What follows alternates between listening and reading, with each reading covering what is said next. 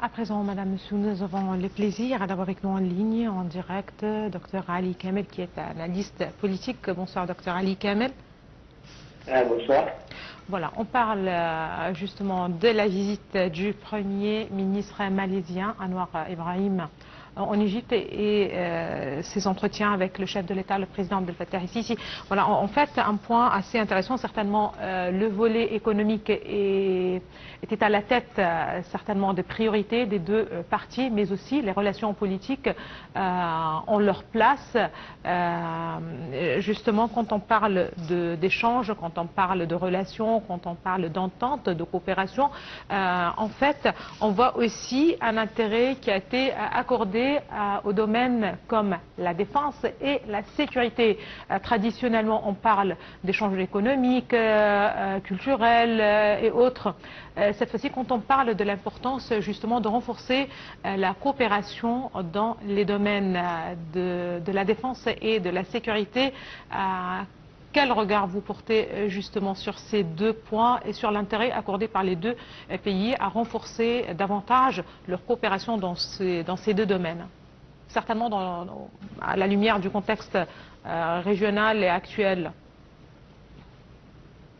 Oui, bien sûr, j'ai bien écouté Oui, je vous écoute. Oui, j'ai bien entendu les remarques de nos collègues.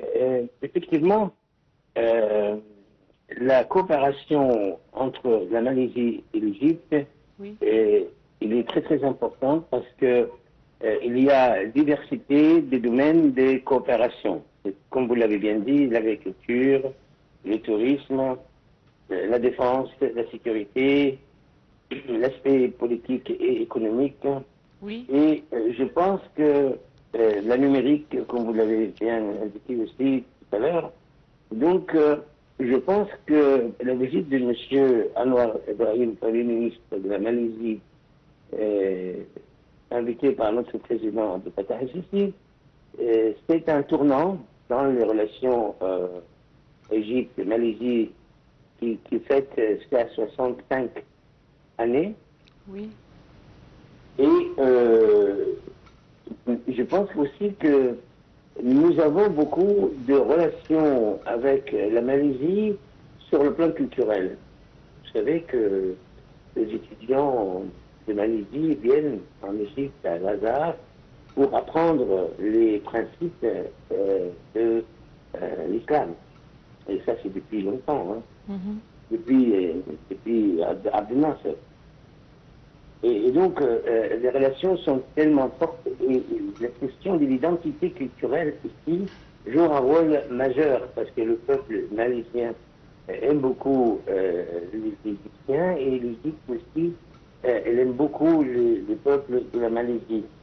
Donc, je pense que cette rencontre qui va durer jusqu'à le 12, je crois, je suis un peu la presse, on présente un partenariat extrêmement important pour l'Égypte et pour la Malaisie aussi.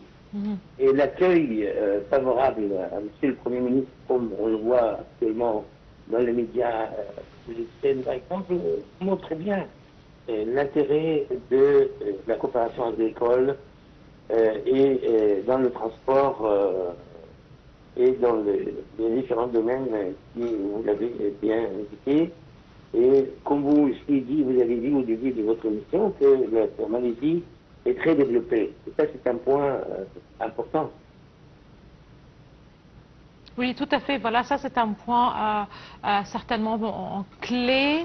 Il s'agit d'un pays asiatique très développé qui fait partie peut-être des géants asiatiques et qui compte aussi trop sur les petites et moyennes entreprises. À quel point c'est intéressant aussi de profiter de cette expérience, si vous le voulez bien. Oui. Voilà. C'est le côté géopolitique ici, il est très très important parce que à la fois l'économie de l'Égypte va prospérer avec ces contrats et les discussions actuellement en route entre l'Égypte et la Malaisie. Oui. Et il y a un renforcement de l'aspect politique également parce qu'il y a actuellement, en fait, comme je vous l'avais déjà dit, 105 ans. Hein. Et donc, nous allons gagner, gagnant-gagnant, comme on dit. Hein. Il y a l'Égypte qui gagne et aussi la Malaisie, avec la collaboration actuelle. Très bien. Vous avez mentionné le domaine agricole.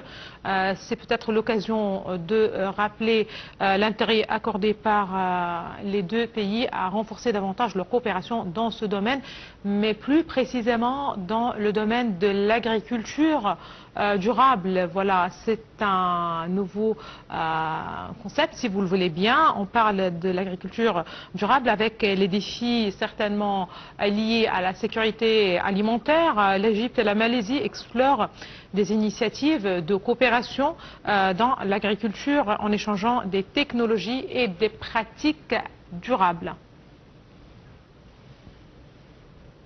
Oui, l'Égypte cherche effectivement, comme la plupart des pays du monde, la modernisation dans le domaine de l'agriculture et la sécurité alimentaire. Et je pense que la Malaisie a fait un progrès énorme au niveau agricole. Oui. Et l'Égypte, sans doute, va bénéficier du savoir-faire de la Malaisie. Et comme vous l'avez bien indiqué, l'importance de la sécurité alimentaire et l'aspect de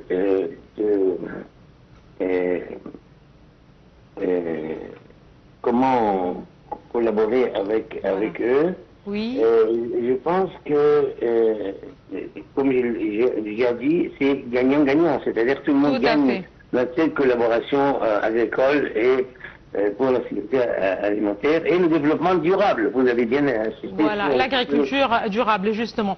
Merci, merci beaucoup. Durable. Voilà, merci beaucoup à vous, Dr Ali Kamel. Vous êtes un analyste politique. Merci beaucoup de vos explications. Là, nous allons parler d'un autre domaine de coopération prometteur entre l'Égypte et la Malaisie, à savoir l'énergie, en particulier dans les énergies renouvelables. C'est l'Égypte qui cherche activement à diversifier ses sources d'énergie et à attirer des investissements dans ce secteur, le secteur des énergies renouvelables.